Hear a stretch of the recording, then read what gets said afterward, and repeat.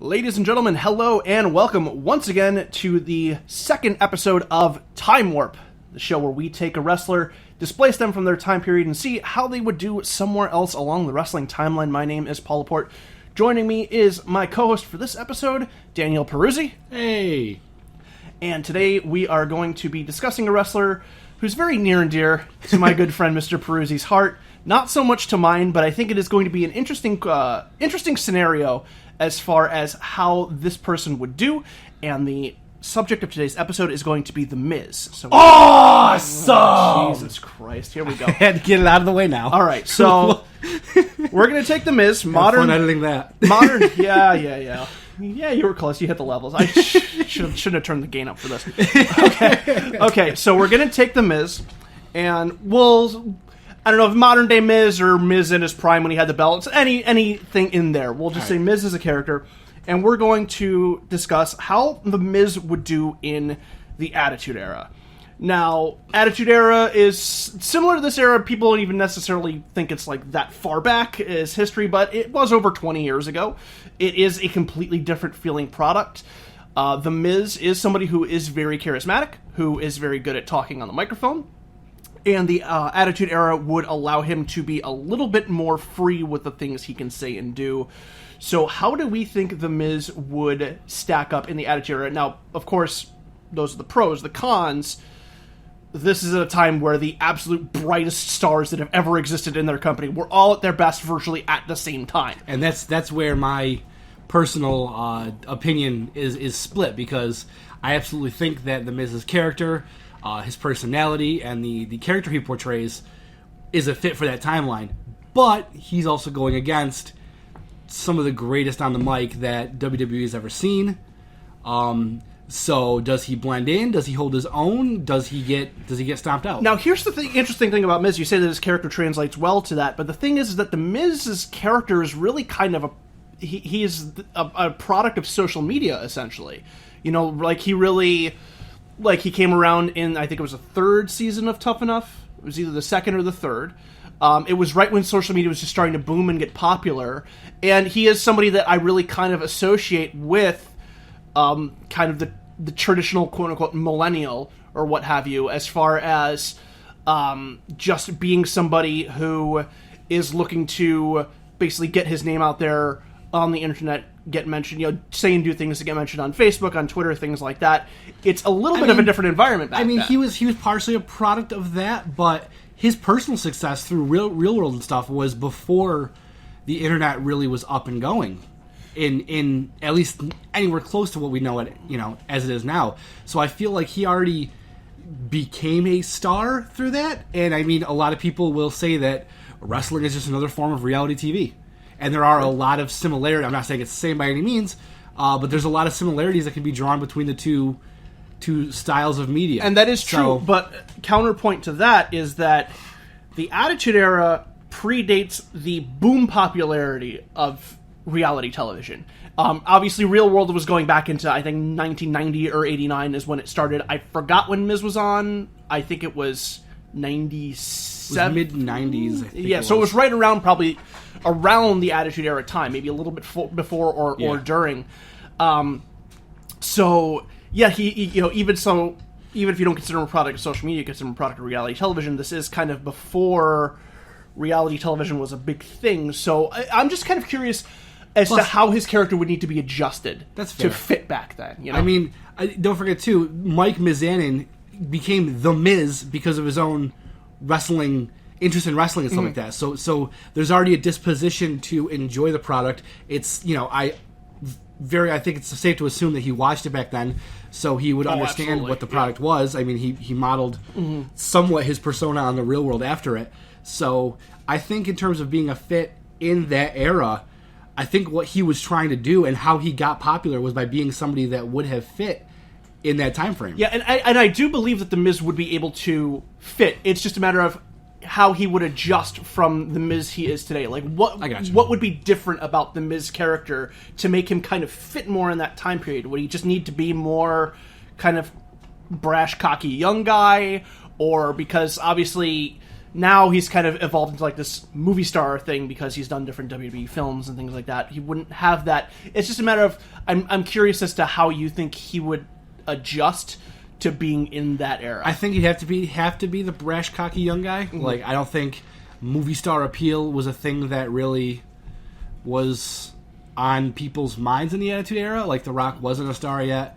You know, that wasn't really a thing that a lot of people... Yeah, pro wrestlers just, for the most part, didn't act in movies unless you were, Hulk Hogan, and he was pretty much it. Yeah, that wasn't really a thing that would appeal to you. You know, it wouldn't draw in casual viewers. The crazy product was what was doing that. Mm-hmm. So I think brash, young, cocky, I think it'd be fun to see him going up against Stone Cold and The Rock, Miz at his prime as that character, How would he spar with them? I think him and The Rock dynamic would be very interesting.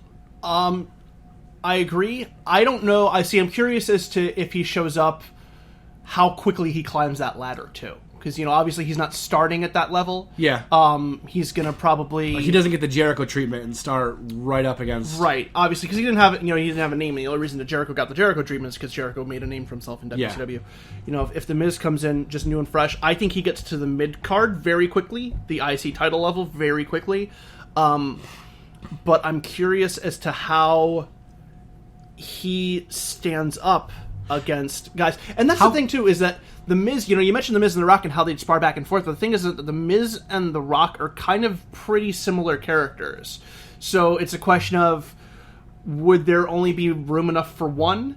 And if that's the case, would The Miz be able to outshine The Rock? That's fair. And fit into that spot where he's probably feuding with Stone Cold at that point? Like, that's where I'm kind of concerned as to how he would fit. That makes sense. How much can we compare Jericho's early run with what The Miz would potentially be in that time frame? Like, because Jericho came in as a heel, but I mean, having read a couple of Jericho's books, he mentions that how he came in was not the right way to go about it. He came in as like the heel who was like, he wasn't like so much confident in your face. He was like cowering and doing that whole thing. And he said, his first promo, which many people remember, in his eyes wasn't that good. It kind of fell flat because he didn't have it was more like, The Rock said something made fun of him. He just made faces and did the little slightly goofier thing, which totally fit in WCW. Right. Didn't fit in WWF at the time. Would The Miz do that, or would The Miz be more in your face, brash, and get a little more respect because of that? I think Miz probably would be more on the confident side, just because of if you've seen anything outside of him. Like, I don't know if he lives the gimmick or just when the cameras are always on him, he always says that. But even when he's just doing, like things for up, down for Xavier Woods' channel, like he is just always in that kind of, like he has effectively, at least on the surface, limitless confidence. And that's why I would compare him more in terms of how his character is to The Rock than to Chris Jericho. That's fair. Because The Rock, kind of similar way, limitless confidence. And any of those really, I guess memorable is the word, characters, draw from their real-life personas. Mm-hmm. That's what makes those people, that's what makes it come across so well, because there's a lot of genuineness behind it. So I think that he would, fit that role. I think that's, he exudes that unending confidence because he has it. Okay, so let's ask the question: how high do you think Miz reaches in the Attitude Era? Well, like, what do you think is the end game for the Miz? I hate to say it, but I think he maybe gets a title shot at like a filler pay-per-view. I don't know that he gets a title. I think he would do enough in that time frame, and he would work hard enough to get there. But I don't think that they would ever want to put the belt on him over any of the other megastars of that time. Well, what makes you say that? Do you just think that Miz? I don't want to make you have to shit talk your boy here, but do you think that just Miz isn't as good as those guys? Or I don't know if it's a matter of even good or not. It's just they were. But if Miz comes in as the Attitude Era starts, they're all already established. And there's a lot of other very good stars who are working their way up as The Miz is. If you think about it, the Attitude Era, they were established, but I mean, really when the Attitude Era began, Stone Cold and The Rock were still feuding over the IC title. They weren't in the main event scene yet, really. IC title also meant more back then. True, absolutely, but really, when that era started, Shawn Michaels was at the top. Bret Hart was was right around there and heading on his way out. I mean, again, like when the Attitude Era officially started is kind of loosely defined, but still, it was the Undertaker, it was Shawn Michaels, it was Bret Hart. Like Stone Cold and The Rock were there, but they weren't quite there yet. So if Miz comes in and gets to that level right around the same time, they kind of all have sort of an equal establishment. I mean, I wouldn't say that The Miz coming in at that time is any more established than The Rock at that time. Like, if we're saying, like, that's The fair. Rock just starting his... We'll say he's turned heel by now. He's just in his start with the Nation of Domination. He hasn't been wrestling very long. Miz is going to come in, and he's going to be pretty close to him. So, could he outshine him, and maybe he fills into that corporate champion spot eventually. I guess it depends on how much of his star appeal from his reality TV stuff was able to cross over. Like, is he already an established reality star by that point, or is he still like? Is WWE what he breaks into instead of the real world? Because if he comes over with that star power, then he already gets a little bit of that Jericho bump that we talked about. Yeah. If he doesn't, then he's starting lower. He's starting at the bottom of the card. Yeah, well, and if he does have that real world thing behind him, depending on Vince's view of outside media at the time, I mean, we know nowadays that if you have some sort of credibility in the outside world and outside media, you tend to kind of get a jump start. Yeah. If Vince is under that sort of thinking at the time, okay, so taking a look, it looks like Miz's run was in 2001, actually, in the real world. Gotcha. So he would not be in there at this point.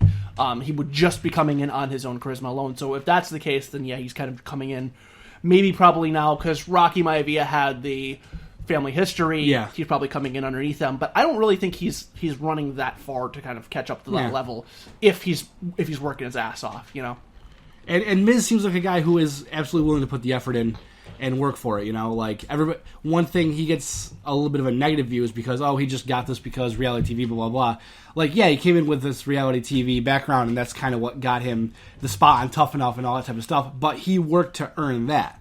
Like, there is work that has gone into it. It isn't just like he's gotten by just because of a name or something like that. Mizanin is not a established wrestling name by any means. Yeah, there's no Mizanin dynasty. No. So he, one way or another, whether it was through WWE, WWF, or through other channels, established his own star power. So if he did it through other channels, I don't see why he couldn't do it there. I mean, title shot or title victory? What do you think? Personally, this is such a wild card. It really, really is. I mean, like, fun to talk about. Yeah, exactly. I mean, like the Ricky Steamboat one that we did last week was really kind of a layup because you could throw Ricky Steamboat in at any time and he's going to do well. The Miz is such a fucking wild card because you don't know, because your gut instinct is to go, well, if he doesn't have that real world, if he doesn't have the the movie persona, the social media persona behind him, that he doesn't do as well. But I don't know if that's the case. It could be that he does better. That he doesn't have, like, people like me who, when he first came in, rolled his eyes off and made jerk-off motions because here's this reality TV guy coming in. Fuck him. He doesn't have that. Now he's really... If you throw him into that era, he really just sinks or swims based on himself, based on his ability. And that's really tough to tell because with The Miz, he's shown really flashes of brilliance in his career, and then there's been times where he's just kind of stagnating. My gut instinct is to say I think he's a solid mid-carder, multiple-time IC champion, doesn't get farther than that. He's certainly as good as any of the mid-card level guys at that point, of Val Venis, The Godfather, things like that. However, I'm going to throw the caveat in here that if he... Because this was around the time, and we're kind of seeing a resurgence of this, but this is around the time where factions were very popular with the X, the Corporation, Nation of Domination, Ministry. Yep. If he slots into one of those, all bets could be off, and it could be a completely different thing, and he could take off because he has the rub of those other guys around him. So that's the question, is really the only guys who kind of weren't in that... I guess really the only guy, because Mankind was in the Corporation at one point, was Stone Cold. Stone Cold was really the only one who stayed a lone wolf. Yeah. I mean, I'm almost thinking... How would he function as a lone wolf? I don't think he would function as well as a lone wolf. Because, I mean, I guess his pinnacle of popularity in WWE came with Alex Riley by his side. You know, so there was somebody else there to help do his bidding. If he's the head of one of those, I guess it depends where he slots into one of those factions. Like, if he's the de facto head of the faction, then obviously he's going to do very well. If he's just a minion within the faction, you know. Well, Triple H started off as a minion of DX. That's true. You know, I honestly, as far as where he slots into factions, the most obvious choices are the Corporation. Or DX. I think he slots, in terms of his persona, well into either of those. Miz in DX. Yeah. Interesting thought experiment. Yeah. Even more interesting thought experiment is if he decides to just kind of switch up his character completely and go through a persona change and slot into the Ministry or something like that. Like that's the thing is it's I think it's gonna be a question of, ironically enough, his acting ability and his ability to change himself up. I think if you throw Miz in part and parcel into that era as he is, I don't necessarily, like I said, I think he does Intercontinental Champion level, probably not farther beyond that. But if he steps up to the challenge and changes into something else to fit his environment, he could be probably in that top tier. I guess he has about the same success that he actually had in his own era.